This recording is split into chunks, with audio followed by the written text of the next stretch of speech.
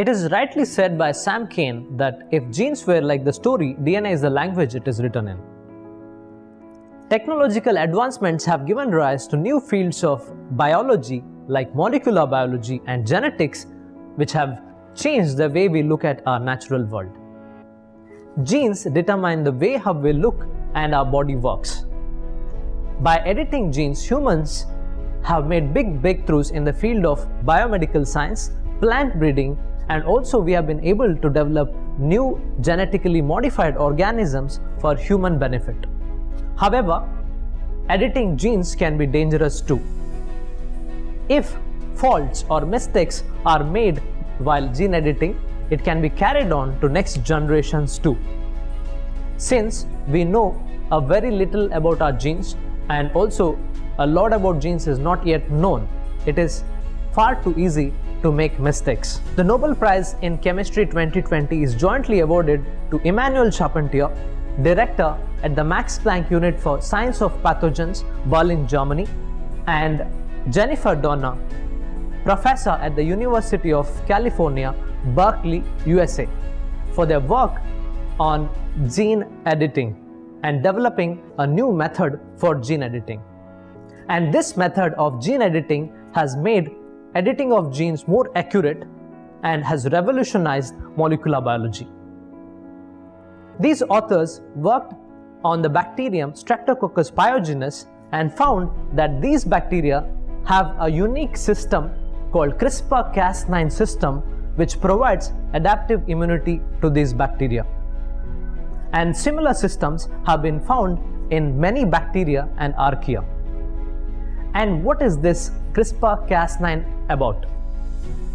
CRISPR is clustered, regularly interspaced, short palindromic repeats, and Cas9 is CRISPR-associated system 9.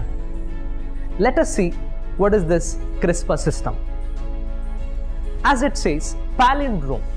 The word palindrome means it's a DNA sequence which reads same on both the directions.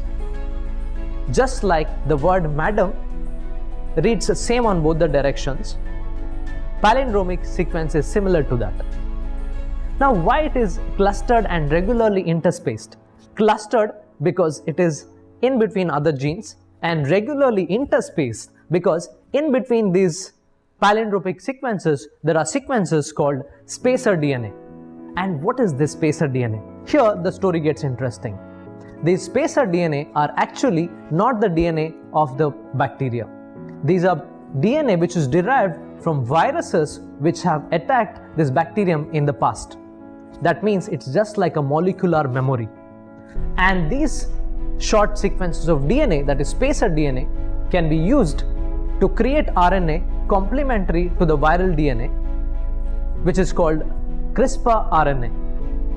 And this CRISPR RNA, when the virus dislodges an attack, will go and bind to the viral DNA, and with this system being in place, now it activates another system of genes called Cas genes, which can produce Cas9 protein. And this Cas9 protein is like a molecular scissor. It will come to the place where the CRISPR RNA has bound to the DNA of the virus and will cut the DNA of the virus, thus inactivating the viral DNA and bringing about adaptive immunity in bacterium. The same system of CRISPR-Cas9 can be used in biomedical research in treating human diseases. Let's say there's a mutated gene.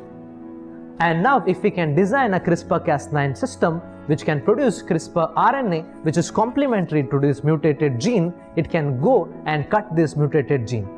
And we can also insert a normal gene in the place of mutated gene, thus curing that particular disease. Let's take example of sickle cell anemia itself. Sickle cell anemia is a disease caused due to change in the 11th chromosome of human. And here the shape of the RBCs, that is red blood cells, changes from being discoid or round to becoming sickle shaped. Because of this sickle shape, the amount of hemoglobin reduces, and also oxygen carrying capacity of our blood decreases, leading to anemia. but the underlying mechanism of this is mutation, a point mutation, which is happening only at one point of a base pair change from CTC to CAC. Now, because of this change, CAC, it's a mutated gene, right? We can replace that CAC with CTC, and now we can normalize that particular gene and thus curing sickle cell anemia. There are numerous possibilities with this new technique. We can develop genetically modified plants for better yield, disease resistance, and biofuel production. We can also cure numerous human genetic diseases, including cancer. However, this technique so far has been used only on our body cells. But if the modified information has to be carried on from parents to children, then this gene editing must be used on germ cells, that is sperms and egg cells. However, the allied complications of the usage of this technique on germ cells is not yet known. The use of this technique with due ethical measures will prove the very sustenance of this technique in the time to come. I hope you have enjoyed this video. For more such videos, please do like and subscribe to our channel. Thank you.